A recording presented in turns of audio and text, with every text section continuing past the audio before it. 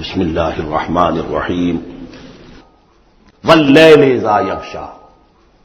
قسم ہے رات کی جبکہ وہ ڈھانپ لیتی ہے، والنہار اذا تجلی، قسم ہے دن کی جبکہ وہ روشن ہو جاتا ہے۔ یہ ہمارے خارج میں آفاق کے اندر دن اور رات۔ وما خلق الذکر والانثی،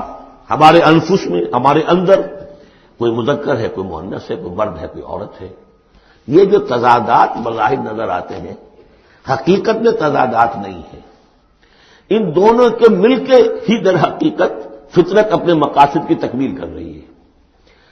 دن اور رات کے فرق سے ہی سارا نباتاتی نظام جو ہے یہ وہ سارا کا سارا اسی کے ساتھ وابستہ ہے، اسی سے اس کا ریسپریٹری سسٹم ہے، اسی سے یہ فوٹو سنتھسس اور سب کا یہ جو سولر انرجی ہے اس کا درختوں کی لکڑیوں میں آ کے سٹور ہو رہا ہے، کیا ہو رہا ہے، سارا کا سارا دن اور رات کے ساتھ ہے۔ اسی طریقے سے مرد اور عورت اگر یہ فرق نہ ہو تو اولاد کیسے ہو، آگے نسل کیسے چلے؟ تو تضادات میں بھی توافق ہے یہاں، اگرچہ بعض چیزیں بظاہر متضاد ہیں لیکن ان میں توافق ہے، اللہ تعالیٰ نے اسی لیے پیدا کیا، لیکن ساتھ ہی یہ بتا دیا کہ جیسے یہ تضادات تمہیں نظر آ رہے ہیں واضح طور پر، دن اور رات، نر اور مادہ، ایسے ہی ان سعیکم لشتی، تمہاری جو سعی ہے، محنت ہے، بھاگ دوڑ ہے، وہ تو سب کر رہے ہیں۔ وہ تو کل ہم پڑھ چکے سورہ بلد میں، لقد خلقنا الانسان فی کبد، ہم نے تمام انسانوں کو مشقت میں پیدا کیا۔ مشقت انسان کا مقدر ہے، محنت کرنی ہے، جد و جہد کرنی ہے، معاشی جد و جہد ہے، اور بھی جو ہے پھر اولاد کا پالنا ہے۔ لا اقسم بہذا البلد وانت حل بہذا البلد، کسی کا کوئی نظریہ بھی بن گیا ہے، کوئی آئیڈیل بھی ہے، کسی آئیڈیالوجی کا ماننے والا ہے، اب اس پر اس کا بوجھ ہے کہ اس آئیڈیالوجی کو پروموٹ کرے، اس نظریے کو پھیلائے، اور پھر یہ کہ اس نظام کو قائم کرنے کے لیے تن من دھن لگائے، تو کتنے بوجھ ہیں انسانوں پر، پھر کتنے صدمے انسان اٹھاتا ہے۔ تو فرمایا کہ لا اقسم بہذا البلد وانت حل بہذا البلد ووالد وما ولد لقد خلقنا الانسان فی کبد، مشقت تو ہر ایک کو کرنی ہے، لیکن جو نتیجے نکلتے ہیں مشقت کے وہ بالکل برعکس ہیں، رات اور دن کا سا تضاد ہے ان میں۔ ان سعیکم لشتی، کوئی شخص اس محنت کے نتیجے میں اپنے آپ کو جنت کا مستحق بنا لیتا ہے، کوئی شخص اسی محنت کے نتیجے میں اپنے آپ کو دوزخ کا مستحق بنا لیتا ہے، راستے جدا ہو جاتے ہیں۔ اس کی بڑی پیاری تشریح ایک حدیث میں آئی ہے، حضور نے فرمایا کل نفس یغدو، ہر جان جو ہے صبح جب ہوتی ہے ہر انسان کی، فبائع نفسہا، پھر یہ کہ وہ اپنے نفس کو بیچتا۔ اب کوئی دفتر جا رہا ہے اپنی صلاحیت بیچ رہا ہے، کوئی بیچارہ وہ چونکہ اور کچھ نہیں سیکھ سکا تھا، اینٹیں ڈھو رہا ہے، تعمیر کا جہاں ہو رہی ہے، کوئی کسی چلا رہا ہے، کوئی ہل چلا رہا ہے، کسی کی مشقت کوئی اپنی جسمانی قوت ہے وہ بیچ رہا ہے، کوئی اپنی ذہنی صلاحیت، اپنی ایکسپرٹیز، ڈاکٹر ہے اس نے بڑی مشکل سے فن حاصل کیا ہے، وہ بیٹھ کے فیس لے رہا ہے، لیکن بیچ رہا ہے اپنے آپ کو، اپنا وقت بیچ رہا ہے۔ تو کل نفس یغدو فبائع نفسہ فموتقھا وموبقھا، دن بھر کی محنت کر کے شخص ایک وہ شخص ہے جس نے حلال کو پیش نظر رکھا، حرام سے بچا، جھوٹ نہیں بولا، کسی کو دھوکہ نہیں دیا، کسی کے ساتھ جو ہے بے ایمانی نہیں کی، وہ شام کو آئے گا تو مشقت تو اس نے بھی کی ہے لیکن یہ لے کر آئے گا اللہ کی رحمت۔ دوسرا شخص مشقت اس نے بھی کی ہے، کہیں کم تول دیا تھا، کہیں کم ماپ دیا تھا، کہیں جھوٹ بول دیا تھا، کہیں کسی کی حق تلفی کی تھی، کہیں کسی کی عزت نفس پر حملہ کر دیا تھا، وہ مشقت بھی کر کے آئے گا اور شام کو جہنم کی گٹھلی لے کر آئے گا اپنے کندھے پر،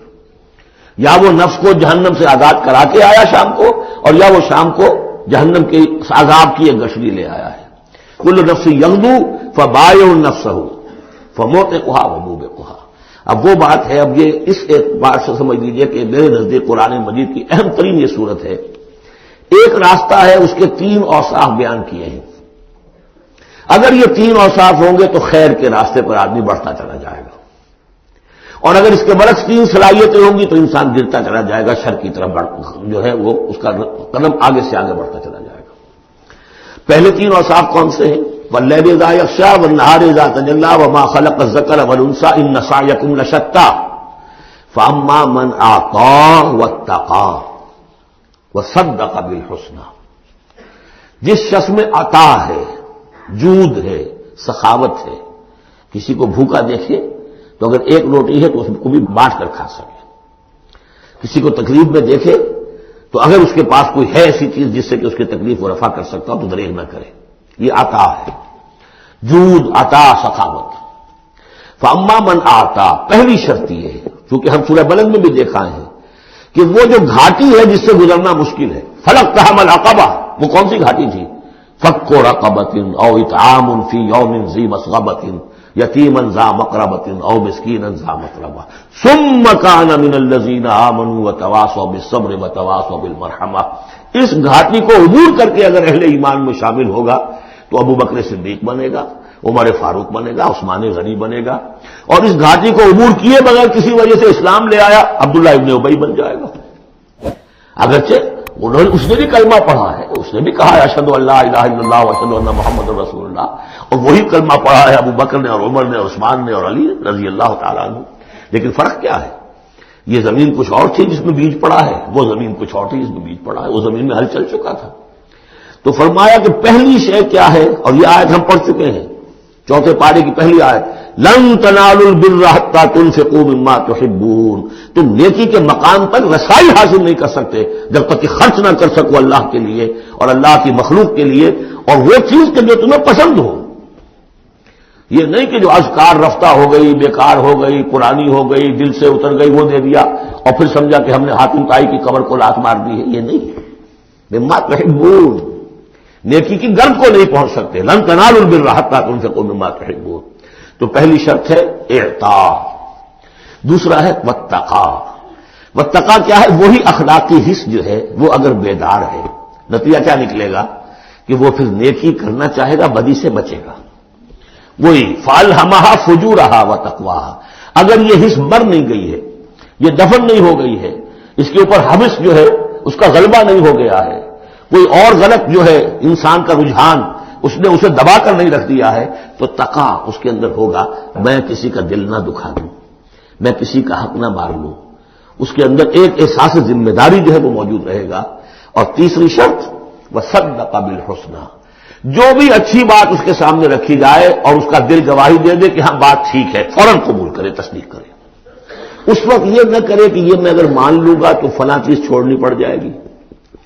یہ اگر مان لوں گا تو فلاں کام کرنا پڑ جائے گا، یہ اگر مان لوں گا تو فلاں شخص ناراض ہو جائے گا، یہ اگر مان لوں گا تو مجھے یہ نقصان ہو جائے گا، اگر یہ سوچ کر رک گیا تو فیل ہو جائے گا۔ بلکہ یہ کہ جب دل نے گواہی دے دی کہ ہاں ٹھیک ہے، حق ہے، صحیح ہے، فوراً کہو دیکھیے جی آپ کی یہ بات، یعنی اس کو سمجھیے پریکٹیکلی، اگر آپ کسی بحثی میں بھی مبتلا ہو گئی کسی کے ساتھ، اور پھر یہ ہے کہ آپ نے کسی وقت محسوس بھی کر لیا کہ پلڑا اس کا بھاری ہے، بات اس کی صحیح ہے، لیکن ایک یہ کہ اڑے ہوئے کیسے مان لوں میں کہ میں ہار گیا، ایک یہ کہ شخص کہتے ٹھیک ہے صاحب آپ کی یہ بات مجھے بالکل لگی ہے، ٹھیک ہے، ابھی اور غور کریں گے، سوچیں گے، چلیں گے آگے اور اس مسئلے، لیکن یہ بات آپ کی ٹھیک ہے۔ اس سے انسان کے اندر جو ہے پھر وہ ہم آہنگی پیدا ہوتی ہے، بات آگے بڑھتی ہے۔ لیکن یہاں سمجھ لیجیے کہ بنیادی طور پر یہ تین اوصاف ہیں، فاما من آتا، بخل نہ ہو، اتقا اور اس کے اندر یہ اخلاقی حس بیدار ہو، نمبر 3 جو اچھی بات سامنے آئے اس کی تصدیق کر دیں، فَسَنُيَسِّرُهُ لِلْيُسْرَىٰ، تو ہوتے ہوتے ہم آسانی سے، اب یہ لفظ بھی آ چکا تھا سورہ علق میں، وَلِيَسِّرُكَ لِلْيُسْرَىٰ، میں نے کہا تھا اس لفظ کو یہاں نوٹ کر لیجئے اور یہیں سے یہ بات آگے کھلے گی۔ فَسَنُيَسِّرُهُ لِلْيُسْرَىٰ، جس شخص میں یہ تین اوصاف ہوں گے ہم انہیں رفتہ سب سے اونچی اور سب سے اچھی جو اس آسانی والی منزل ہے جنت، وہاں پہنچا دیں گے۔ اب اس کے برعکس دیکھیے ترکیب، وَأَمَّا مَن بَخِلَ، اعطاء کے مقابلے میں بخل آ گیا، وَاسْتَغْنَىٰ، بے پرواہ ہے، اسے پرواہ نہیں، دریا کو اپنی موج کی طغیانیوں سے کام، کشتی کسی کی پار ہو یا درمیان رہے، ہمیں سے کیا غرض ہے، وہ تو اپنی اس میں دھن میں لگے جا رہے ہیں، کسی کا دل مسل دیا، کسی کے جذبات کے اوپر جو ہے ٹھیس پہنچا دی، کسی کو کچھ کر دیا، کسی کا مال ہڑپ کر لیا، کسی کو اور کسی طرح سے اس کی عزت کے اوپر جو ہے کوئی حملہ کر دیا، چلے جا رہے۔ استغنا، مجھے یہ احساس ہی نہیں ہے کہ وہ نیکی اور بدی کا معاملہ بھی ہے اور مجھے سیدھے راستے پر چلنا ہے، برائی کے راستے پر نہیں۔ وَكَذَّبَ بِالْحُسْنَىٰ، اچھی بات پیش کی جائے جھٹلا دے، دل گواہی دے چکا ہے کہ بات اچھی ہے لیکن پھر جھٹلا دے، کسی تعصب کی وجہ سے، کسی ضد کی وجہ سے، تکبر کی وجہ سے، ہٹ دھرمی کی وجہ سے، فَسَنُيَسِّرُهُ لِلْعُسْرَىٰ، تو ایسے شخص کو ہم آہستہ آہستہ تدریجاً سب سے بڑی مشکل یعنی جہنم میں پہنچا دیں گے۔ تو یہ گویا کہ اب دو راستے، ان سعیکم لشتی، تمہاری جد و جہد جو ہے زندگانی کی، ان کے یہ دو رخ ہے۔ اگر تو یہ ہے اما من اعطا واتقى وصدق بالحسنى، اگر یہ تینوں چیزیں بتمام و کمال موجود ہوں تو وہ شخص صدیق بنے گا، ابو بکر صدیق بنے گا رضی اللہ تعالی عنہ، ان کے نقش قدم پر چلنے والا ہوگا۔ اور اگر ان تینوں میں کوئی چیز کمی ہے تو کہیں بیچ میں لٹک جائے گا، اور تینوں ہی نہیں ہے تو معلوم ہوا کہ وہ بدترین خلائق ہوگا پھر، جس کا کہ سب سے بڑا کردار جو قرآن مجید میں آتا ہے وہ ابو لہب ہے۔ ابو جہل جو ہے وہ بدترین نہیں تھا، اچھی طرح سمجھ لیجیے، وہ تو جب آج ہم پڑھیں گے، جب سورہ علق آئے گی تب اس کے کردار کا نقشہ سامنے آئے گا۔ اس کی شخصیت بڑی اونچی شخصیت تھی بعض اعتبارات سے، میں سنا چکا ہوں، نے صاف مانا تھا کہ محمد جھوٹ نہیں کہہ رہے، جو کچھ کہہ رہے ہیں صحیح کہہ رہے ہیں، لیکن اب میں نہیں مان سکتا۔ اس کا مطلب ہے ہمیشہ کے لیے ہم بنو امیہ جو ان کے غلام ہو جائیں گے، بنو ہاشم کے، یہ میرے لیے قبول نہیں۔ صاف تو کہا نا کم سے کم give the devil his due. اسی طریقے سے جس باطل دین کا وہ علمبردار تھا اس کے لیے اس نے گردن کٹوائیے، اور بانی دی ہے اس نے۔ ابو لہب نے 2 مرسنریز بھیج دیے، تم چلے جاؤ، میں تمہیں پیسے دے دوں گا، تم جاؤ، تم لڑاؤ میری جگہ پر، اس لیے کہ اس میں وہ بات نہیں تھی، اس میں مردانگی تھی۔ کوئی وجہ تھی کہ حضور نے 2 شخصوں کو برابر تولا ہے، عمر ابن الخطاب اور عمر ابن ہشام میں سے اللہ کسی ایک کو میری جھولی میں ڈال دے۔ کوئی وجہ تھی نا، آخر دونوں کو کیسے کیا ہے؟ اگر کہیں وہ بھی ایمان لایا ہوتا تو عمر ابن الخطاب کی طرح کا مسلمان ہوتا، پھر وہ اس طرح کا ڈھیلا مسلمان نہ ہوتا، وہ عبداللہ ابن ابی والا مسلمان نہ ہوتا۔ تو یہ شخصیتوں کا معاملہ ہوتا ہے۔ تو جس میں تینوں اوصاف نہیں ہے وہ گیا بدترین خلائق، جس میں کچھ ہے وہ پھر کچھ دیر لگا کے آ جائے گا، کچھ وقت لگے گا اسے، لیکن یہ 3 اوصاف ہی ہیں تعمیر سیرت کے اس اعتبار سے کہ جو فیصلہ کن ہیں۔ فاما من اعطى واتقى وصدق بالحسنى فسنيسره لليسرى واما من بخل واستغنى وكذب بالحسنى، بالکل اپوزٹ چیزیں، فسنيسره للعسرى،